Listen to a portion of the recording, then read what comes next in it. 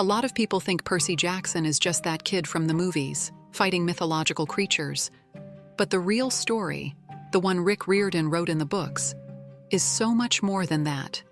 Prophecies, betrayals, and a war that could determine the fate of Olympus itself. Today, I'll tell you the true ending of Percy Jackson, the one that never made it to the big screen. Our story begins with Percy Jackson, a 12-year-old with dyslexia, ADHD, and a long history of getting expelled from schools, making him feel like he never really fit in. One day, during a school field trip, his teacher turns into a winged monster and attacks him. But a magical force called the Mist hides the event from mortal eyes. That night, his friend Grover reveals he's a satyr, half man, half goat, and his teacher, Mr. Brunner, turns out to be Chiron, a centaur. His mother, Sally, tells him the truth. He's a demigod, the son of a god. But before they can do anything, a monster ambushes them.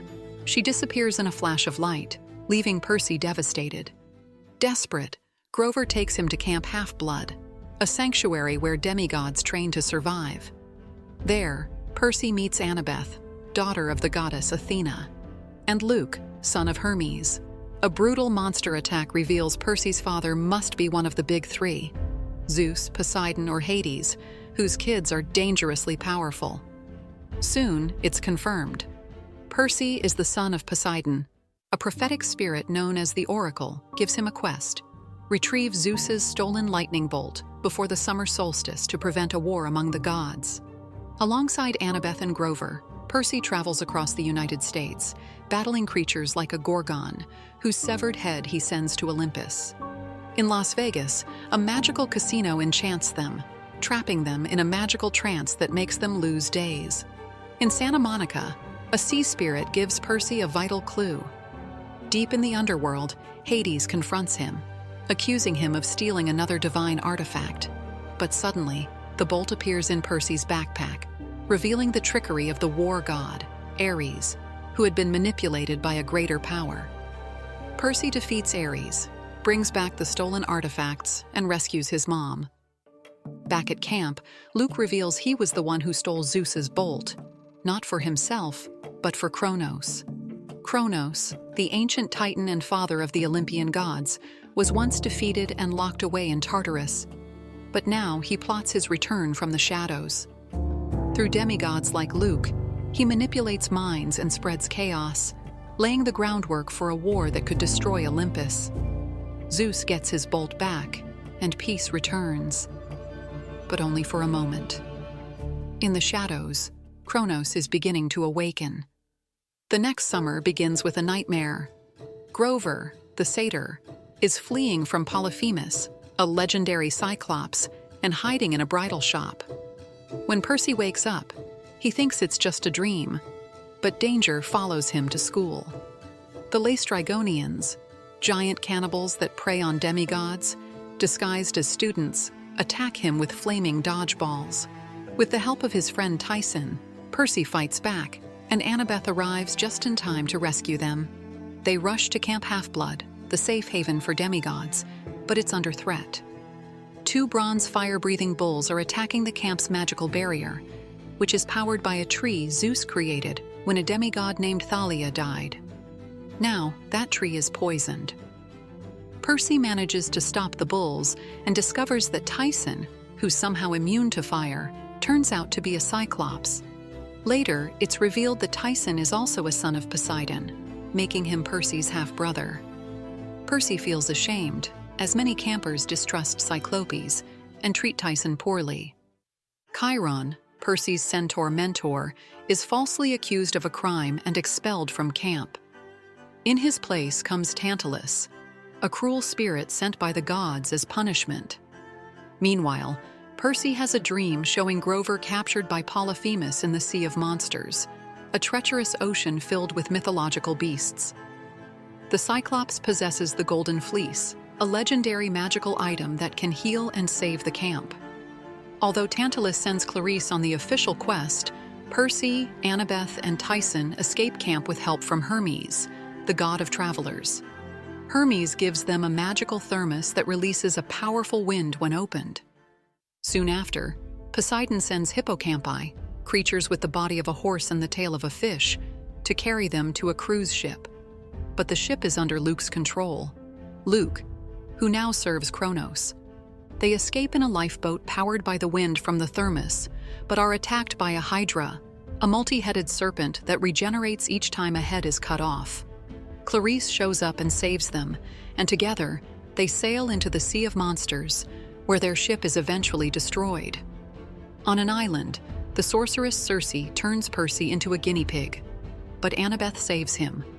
After surviving the sirens, they reach Polyphemus's cave, free Grover and Clarisse, and Tyson, still alive thanks to his Cyclops resilience, saves them all. Clarisse returns to camp with the Golden Fleece, but the fleece's power didn't just heal the tree, it brought something back, something that would change everything. Percy Jackson, Annabeth, and Thalia respond to a distress call from Grover, who's gone undercover at Westover Hall, a military school, to recruit two demigods, Bianca and Nico D'Angelo, siblings with divine powers, unaware of their godly heritage. The school's principal, Dr. Thorne, turns out to be a manticore, a monster with a lion's body, a human face, and a venomous tail. He attacks. Percy fights back, but is quickly overpowered. Just when all seems lost, Artemis's hunters, immortal warriors loyal to the goddess, arrive and save them. However, Annabeth is captured and falls off a cliff during the battle. Back at Camp Half-Blood, tension rises. Artemis has vanished while hunting the Ophiutorus, a bizarre creature that's half cow, half serpent, whose death could spell the destruction of Olympus. The Oracle, the prophetic spirit that guides demigods, announces a new quest. 5 heroes must set out to rescue Artemis, but one will die and another will fall by their father. Percy isn't chosen, but his Pegasus, Blackjack, a winged horse tied to his heritage as Poseidon's son, takes him to free the Ophiutorus, who is being held captive by the enemy. That moment pushes Percy to join the quest, unofficially. He teams up with Zoe, Thalia, Grover, and Bianca, who has joined the hunters, swearing loyalty to Artemis and leaving her brother Nico behind. Percy feels something isn't right, but there's no time to question it. In Washington, the group battles the Nemean lion, a mythological beast with impenetrable skin. Percy defeats it, and Zoe gives him the lion's pelt. It turns into magical armor. Guided by Apollo, god of the sun, they travel west to San Francisco, following leads on Artemis's whereabouts. On the journey, Grover, protector of nature, senses faint signs of Pan, the ancient god of the wild and the deepest longing of all satyrs. Pan's disappearance threatens the balance of the natural world, but danger never stops. In a cursed junkyard belonging to Hephaestus, the god of fire and forge, the group enters a wasteland filled with discarded machines and failed inventions, a glimpse into the relentless creativity of a divine mind.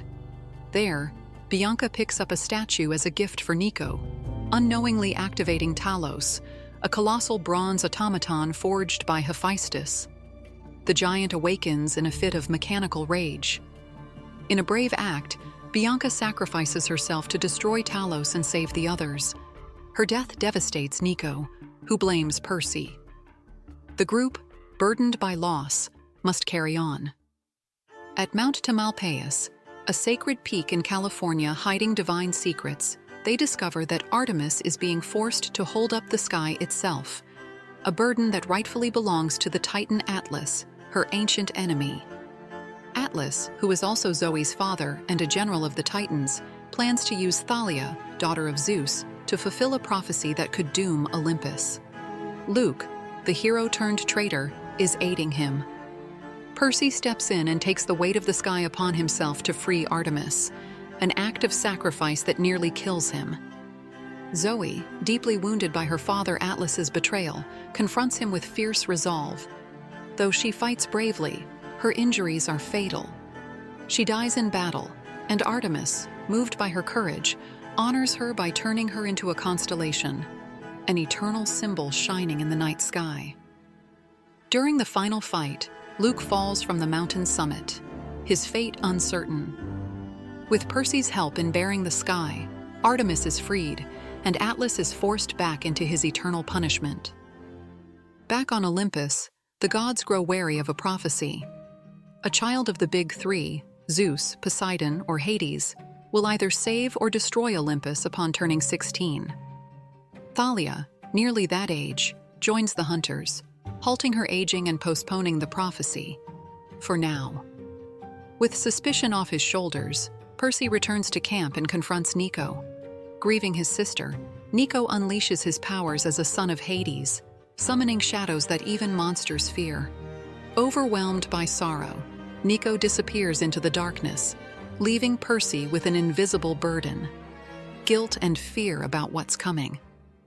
Though they've rescued Artemis, the threat of the Titans looms like an approaching storm. And yet, Grover senses something else, an echo of Pan, closer than ever. A spark of hope in the middle of chaos. The mission has left scars and loss, but also a flicker of light. Percy knows the real war is just beginning, and Grover's unwavering dream reminds him there's still something worth fighting for. Percy Jackson longs for a quiet school year, but demigods rarely get a break. At his new school, he meets Rachel Elizabeth Dare, a mortal with a rare gift. She can see through the mist, the magical veil that hides the mythological world from humans. It's a rare gift that makes her crucial. An attack by Ampusai, vampiric monsters disguised as cheerleaders, forces Percy and Annabeth to flee with Rachel to Camp Half-Blood. There, they uncover a new threat. Luke, the hero-turned-traitor, plans to use Daedalus's labyrinth, a living maze filled with monsters and traps, to invade the camp and launch an attack on Olympus. If Luke controls the labyrinth, the gods will fall. Annabeth, daughter of Athena, is chosen to lead the quest to find Daedalus and stop Luke. She selects Percy, Grover, and Tyson, Percy's Cyclops half-brother, for the mission. Each of them has a purpose. Annabeth must prove herself as a leader. Grover is determined to find the missing god Pan. Tyson seeks respect and belonging, and Percy's job is to protect them all. Rachel joins as their guide, since her ability to see through the mist makes her essential for navigating the ever-shifting labyrinth. Inside, the maze twists unpredictably, filled with deadly traps. At the Triple G Ranch, a dusty outpost in the labyrinth run by Geryon, a three-bodied giant who raises monsters like flesh-eating horses for the Titans, Percy confronts Nico D'Angelo. Still grieving Bianca's death, Nico has been consumed by rage and is manipulated by the spirit of King Minos, who promises to bring Bianca back. Nico unleashes his dark powers of shadows and the dead, but refuses to join Luke. His warning is clear: the labyrinth destroys the weak. Later, they meet Quintus, the camp's new sword instructor. His deep knowledge of the labyrinth raises suspicions. It's revealed that Quintus is actually an automaton, housing the spirit of Daedalus himself. The immortal inventor is tormented by guilt over betraying his nephew and the destruction his creation has caused. He wavers between fleeing and helping. Grover finally finds Pan, hidden deep in a forgotten cave. But the god of the wild is weak, fading away after being neglected by humankind for so long. Pan tells Grover that his death is not the end, but a passing of the torch. Grover must now speak for him and protect the wild. Heartbroken, Grover accepts the mission, turning his grief into purpose. The heroes face deadly challenges throughout the labyrinth. From the Sphinx, who tests Annabeth with riddles that are more like traps, to the cryptic intervention of Hera, goddess of marriage, whose help feels more like a calculated move than true aid. Her intentions remain unclear, casting doubt over everything. The key to navigating the maze, a reference to Ariadne's thread from the myth of Theseus, is tied to Daedalus himself. But Luke gets ahead of them, using the tunnels to lead his army toward Camp Half-Blood. War erupts as Luke's forces emerge from the labyrinth. Percy, Annabeth, Grover, Tyson, and even Clarice join the fight, using the camp's terrain and the maze's traps. In Daedalus's workshop, the legendary inventor sacrifices his automaton form, giving up his immortal essence, to collapse the labyrinth and halt Luke's invasion at a steep cost. Mrs. O'Leary, Daedalus's massive hellhound, who can shadow travel, survives, ready to keep fighting alongside the heroes. Back at Camp Half-Blood, Percy reflects. His bond with Annabeth grows deeper, tangled in jealousy and unspoken feelings. Rachel, with her unique mortal view of their world, earns his trust. Nico, lost in grief, remains a mystery. And the prophecy, the one that says a child of the Big Three will either save or destroy Olympus at age 16, hangs heavier than ever. But one truth terrifies Percy. Luke, now possessed by the Titan Kronos, has declared war. Percy Jackson, demigod son of Poseidon, is at a turning point. Kronos, leader of the Titans who seek to overthrow the Olympian gods, is preparing to attack Mount Olympus, whose mythical entrance is hidden on the 600th floor of the Empire State Building in New York City. The city becomes a battlefield. While the major gods are off fighting Typhon, a monstrous force of chaos and destruction threatening to devastate the world, Percy and his allies from Camp Half-Blood stand as the last line of defense for Olympus. With the symbolic support of Hestia, goddess of the hearth, whose quiet presence keeps the heroes grounded, the demigods fight to protect the heart of the divine world amid all-out war.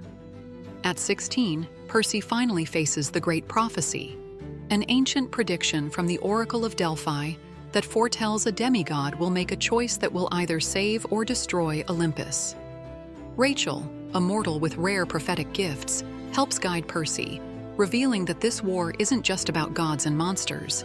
It's a test of identity, values, and the soul.